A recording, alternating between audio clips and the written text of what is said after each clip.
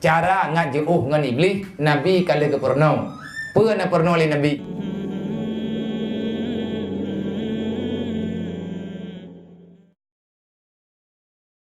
Bacalah A'udzubillahi minasyaitonirrajim. Artinya segala membaca bismillah, segala membaca Fatihah, baca dulu a'udzubil. Baik aku bahas. Hana iblis mesti draw hana yoi. Yang na yoi di iblis tok ke al.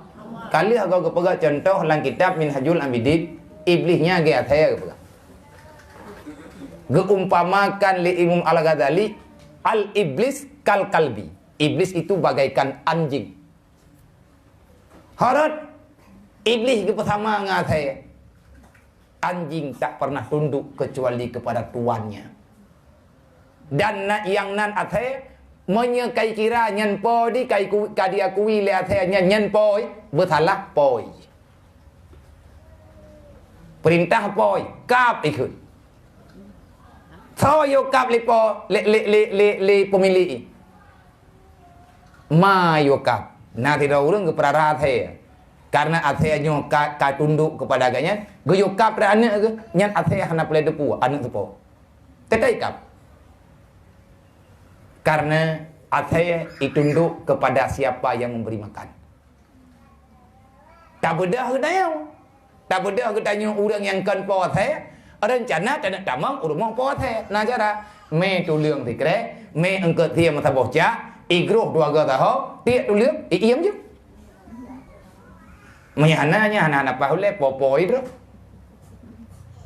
athe tabi umpeun ni ji melien lidah hana umpeun pi te thet li te lidah tapi menaya the tabi umpeun te thet lidah hana tabi umpeun juga te thet li hana got tagai-tagai tabian. Jadi le getanyo makhluk Allah manusia karena aset karena iblis bagaikan anjing, maka adukan anjing itu, adukan syaitan itu sama Allah. Gimana cara tamadu ba Allah? A'udzubillahi minasyaitonirrajim. Ya Allah, baik neputawa iblis laknatnya ngan lu. Sebab punya kata wa iblis yang getanyo nya hana cara le. Punya iblis kaik dia kuasai getanyo nya kabeh.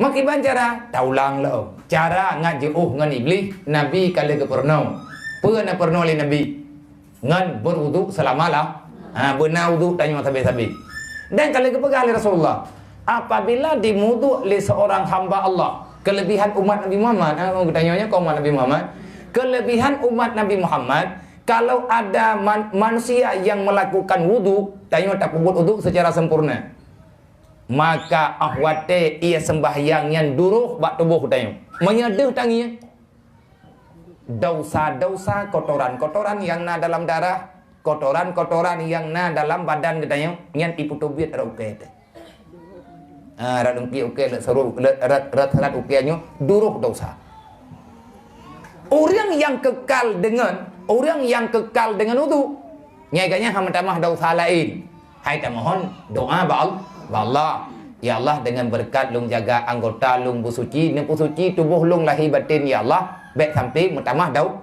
Nya menan te kali tak semayang tam doa ba Allah. Monya tekadi karap-karap gadah ia semayang, tuang lah. Berarti yang ada putra, getanyo tapres dosanya begitu biat kepada Rasulullah. Bagaimana cara engkau mengeluarkan dosa di dalam tubuhmu? Berwuduklah. Kalau seandainya orang kagak muduk dan butoi gemuduk dan ia yang gemuduknya butoi suci menyucikan dan ia milik drog karena tagap kecuali memang ia kan milik kedaya tetapi tak tung itu mayang itu ya bak tempat yang kami memang ianya disedia untuk kurang tung itu mah nya nak piala kaidi cuma buta yakin mentang ianya suci menyucikan insyaallah tanyo terjaga.